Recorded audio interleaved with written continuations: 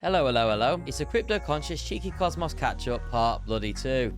And while I can't fit everything in, I'm going to talk about the 5 things that interested me most this week on the Cosmos. Firstly, I'm going to look at the Juno FUD and why it's continuing. Will there finally be a bloody end? Next, I'm going to look at some nice Osmosis updates. Thirdly, we're going to have a quick look at Evmos actually being back online with an actual price now. Then we're going to have a quick update on Raw.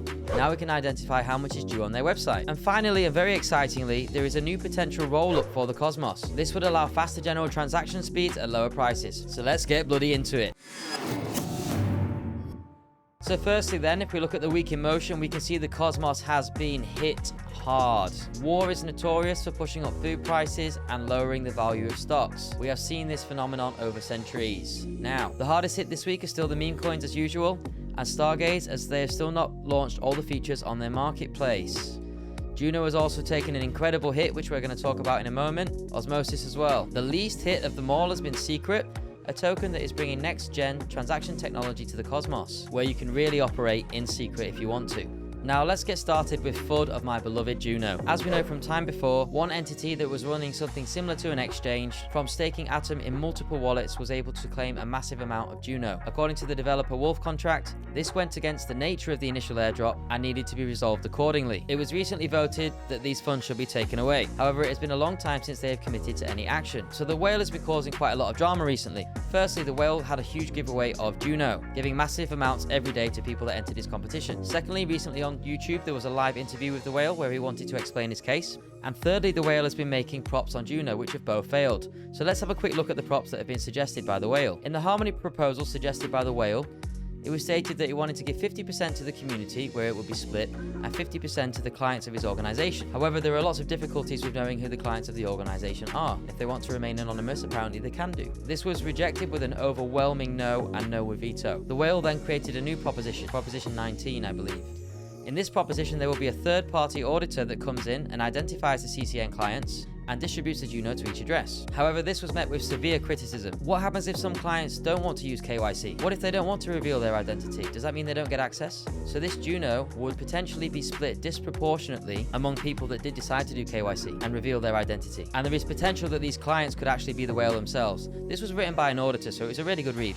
And it did really well to stimulate the community response. So again, this resulted in a resounding no and was not passed. The latest prop. So finally we move on to Prop 20, which we're seeing right now. It's still in the voting period, where rather than leaving the whale with 50,000 Juno, which was the original allotment, they intend to just take it all and flip it over to a new wallet. And then eventually there'll be another vote to determine these funds. The whale, seeing this and seeing the overwhelmingly positive voting, the whale has been accused of bribing validators to vote for him, threatening with lawsuits, and also went as far as accusing one of the key developers, Wolf Contract, of slowly selling millions and millions of dollars worth of Juno as people were waiting for Raw and the price slowly tumbled. While I do find this very sad that a core developer of Juno is slowly selling their assets, and it does certainly reduce confidence in the project, he does have a right to do that. And in the past, I have actually spoken to Wolf Contract on Twitter, and he was very helpful when I made the original Juno video, although he ignores me now.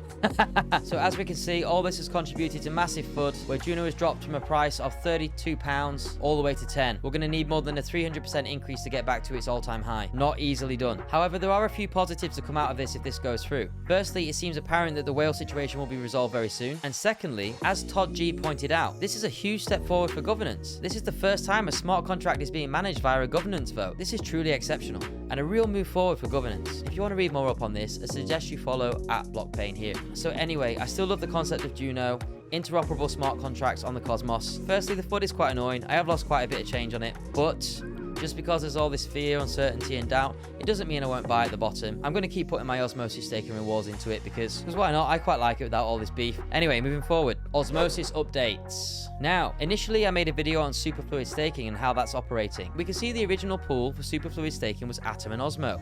And you can see now what they've done. Any pool they've extended superfluid staking to, it has this ring around it. So let's quickly have a look at Atom and Osmo now. So if I stake in this pool, I'm going to get 65% APR, and that's going to be paid in Osmo daily to my wallet. For AKT and Osmo, we're looking at around 52% returns. For Crow and Osmo, we're looking at 67% returns. For UST and Osmo, we're looking at a massive 88% return. Luna Osmo, 84. Comdex, 83. And finally, Stars coming in at 72%. We know there's a lot more competition in the space now, and we know Osmosis is doing its best to try and keep on top of the game. And superfluid staking is certainly a way to continue that. Not only this, Osmosis have just released their Osmosis Frontier. So basically, when an asset appears on Osmosis, it has to be voted in, right? However, Osmosis Frontier is different. It doesn't have to be voted in, so any token that appears on the Cosmos can be added to the Frontier and traded on the Frontier. So you might find on the Osmosis Frontier, you will be able to trade some tokens you won't be able to trade on Osmosis itself. The URL is here, I'll put it down below. So we can see that Osmosis are doing their best to push forward and keep on top of the game. I'm always a fan of innovation, so well done to them. Now another thing I'm excited for, Evmos is actually back online. It's physically online, check it out. Evmos.disperse.network. Not only that, there's now a price there. And I'm not going to lie, ladies and gentlemen, it is about the value of a bloody stimulus check. They weren't messing around. So enjoy those pennies when you get access to them. Forking an Ethereum app over to the Cosmos is going to be a bloody game changer. I think Evmos is going to inject so much capital into the Cosmos when they get this bloody back end right. So personally, I'm very excited about this project. I've covered it before. I think it's going to be absolutely massive. I'm just glad to see it's up and running.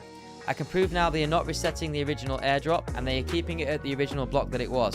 So anybody that made any gains before will be able to keep them now. However, I have read that they are not starting staking distribution on the Cosmos until everybody is able to do it. So let's watch this space. Next, the raw airdrop is now available to check. Let's have a little look, shall we? So make sure you only ever go to the official site. I like to look on their official Twitter when I look at this kind of stuff. So you go to rawdao.zone. All I did was log in my wallet and look how many raw I'm entitled to. The thing is, I've seen loads of people entitled to way more raw, and I'm not going to lie to you, I do stack quite a lot of Juno, and I did invest in the Juno LPs, and I'm absolutely gutted.